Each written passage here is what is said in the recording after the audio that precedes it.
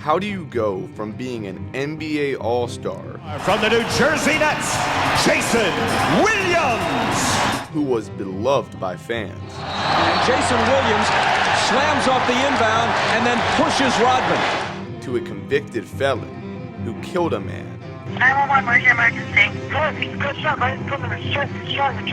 and killed his own dog? This is the story of Jayson Williams.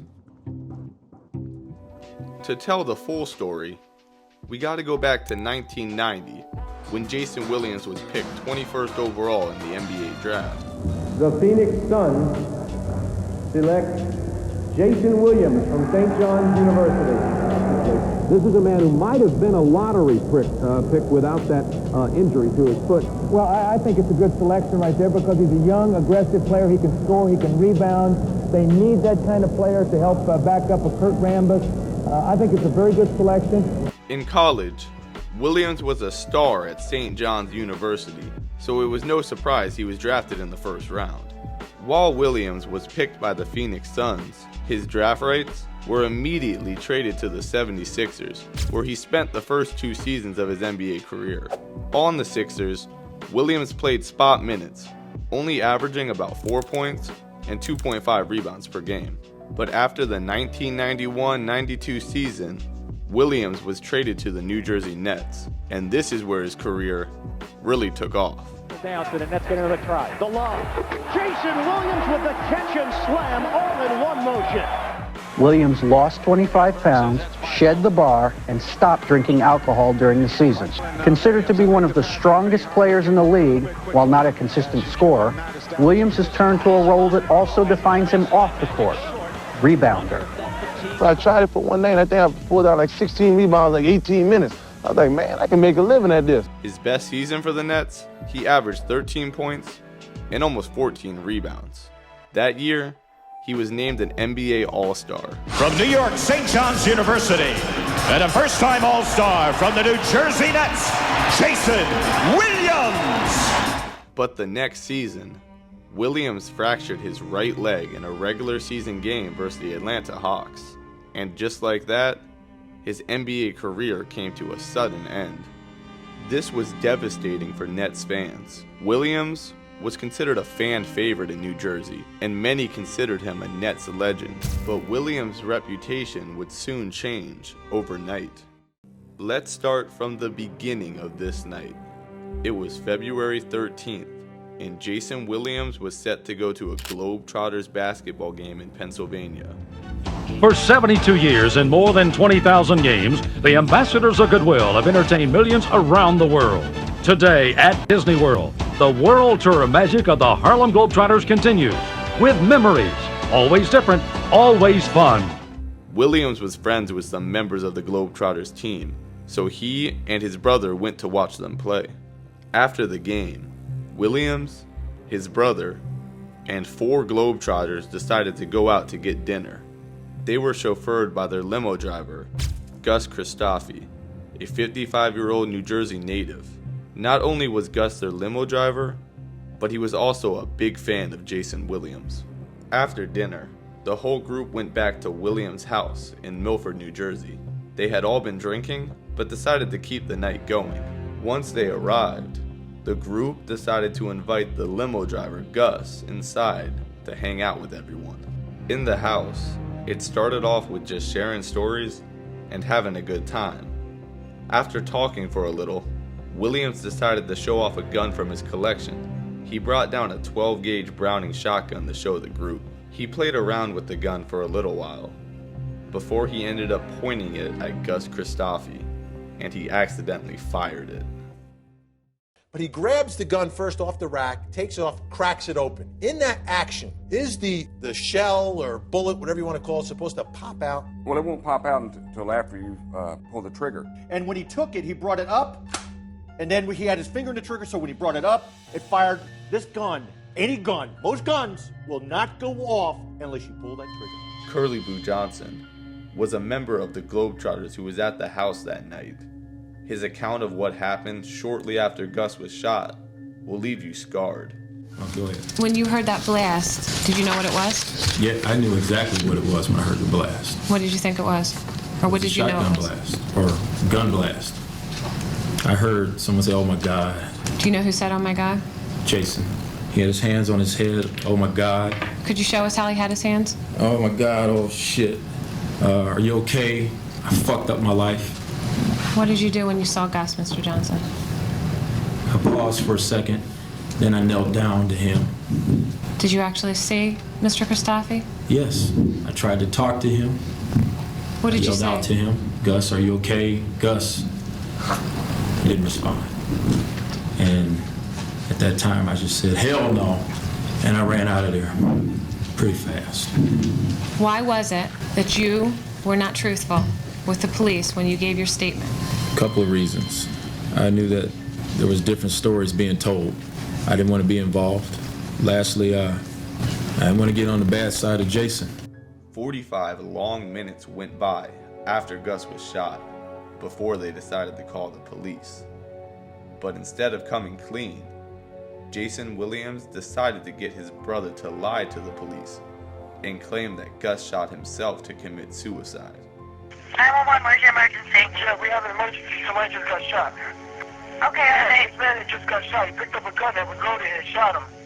Okay, can you check to see if he's conscious and responding? Is he conscious and responding? No. No. No, he got shot right in front of his chest. He's shot in the chest. Oh my God, please help me up, man. This guy just picked up a loaded gun. He didn't know what he was doing. He picked up and just shot him in the chest. Okay, is there anything? Can you check to see if he's breathing? Yeah, I said he's down. He also got members of the Globetrotters on board with their lie. When police arrived on scene, they were immediately confused because although they claimed Gus committed suicide, Williams wouldn't allow any of his guests to speak to the police. There were other signs that led police to believe it wasn't a suicide, like the fact that Gus's body was far away from the gun. And eventually, after being granted immunity, one of Williams' guests came forward and confirmed to the police that Gus's death wasn't a suicide. On February 25th, 11 days after the incident, Williams was charged with second-degree reckless manslaughter as well as tampering with evidence. His first trial took place in 2004. There were many key witnesses that gave testimonies, including all 4 of the Globetrotters who were at the house on that night. You went in the gun cabinet, you got your gun and turned this way. Now, this time you have one hand. You don't know, correct? I said that I think. Okay. I just want to make sure. I said that I think. I'm just making sure. 4 or 5 times. I think. On April 30th, 2004, after a 3-month trial, Williams was acquitted of the most serious charge, aggravated manslaughter, but he was convicted of 4 cover-up charges. Williams had a charge for reckless manslaughter that the jury never reached a verdict on, though the jurors did note that they did not believe Williams intended to kill Gus Christofi. After years of delays, Williams was set to appear for his second court date in February 2010, but just 1 month before his case, he got himself into even more trouble with the law. Jayson Williams could be facing a drunk driving charge. New York police say he struck a tree with his SUV after veering off an exit in Manhattan around 3:15 a.m. Williams suffered minor injuries. Police say he may have been drinking before the crash. Authorities say he refused a breath test at the hospital. Williams was in the passenger seat when officers arrived and told them someone else had been driving. But witnesses told police they saw him in the driver's seat, and officers said no one else was in the car. Many thought this DWI incident would play a role in the jury's decision for the upcoming manslaughter trial. 6 days after the crash, Williams decided to take a plea deal. He pled guilty for aggravated assault, and in exchange, was only given 5 years in prison and only had to serve 18 months without parole. And you're going to pay the penalty for what you did. And I am satisfied that you have expressed your regrets and your remorse for the harm that you caused. On the charge of hindering apprehension, which is the third-degree crime, On the charge of tampering with witnesses, which is also a third-degree crime, on each of those matters it will be a 5-year term in state prison. On the charges of tampering with evidence, fabricating evidence, both fourth-degree charges, those also will be 18 months terms. Before his sentencing, Williams gave a public apology. Please forgive me for the pain that I've caused to you, my children, to my friends, including those within the community, the church, and the NBA. I regret having let you down. Judge Coleman and the Christofi family, I'm not a bad man, but I actually acted badly on February 14th. I will work endlessly to improve myself, to continue to help others, and again make positive contributions in our society. I thank the court for his time. The victim's family was very displeased that Williams got off with a slap on the wrist, and they were given the opportunity to express that in the courtroom. I do not feel that the punishment fits the crime. My brother is dead, and Jayson Williams will be eligible for parole in only 18 short months. I believe that Jayson Williams is a danger to society and should not be walking the streets. This is evidenced not only by my brother Gus's murder, but by him driving recklessly while intoxicated, causing barroom brawls, and his attempted suicide. But with that, the Williams criminal court case was over. Williams did agree to pay the Christofi family $2 million to settle a wrongful death civil case. But Gus Christofi was dead, and Williams only had to serve 18 months behind bars. It has to be noted that there were some very serious accusations against Williams that weren't allowed to be used as evidence in court. 6 months before the death of Gus Christofi, Williams was reportedly at the house hanging out with a former teammate, Dwayne Shinsius. Dwayne and Williams were inside having some drinks when Dwayne saw Williams' dog, Zeus. Zeus was a Rottweiler who was a trained guard dog. Dwayne decided to bet Williams $100 that he could drag Zeus out of the house.